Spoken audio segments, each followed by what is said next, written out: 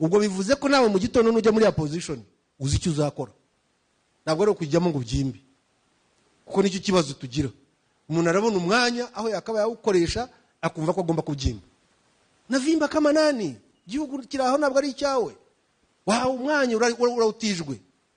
Njya mbwira abantu hari ikintu nashobora gukurwaho nubwo banshyira ku firing squad. Urabyimba rero, urabyimba nkande, ubaguhaye gukorera igihugu, korera igihugu, ujya kwibonekeza.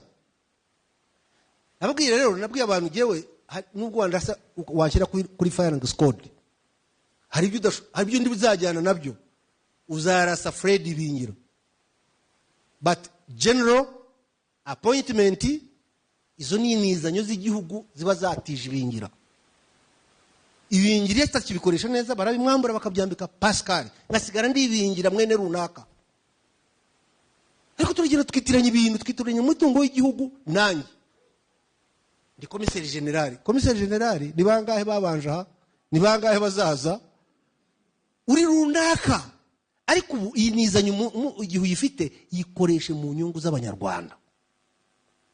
Icyo nicyo nk'urubyiruko mukwiye kuba mumenya. Ene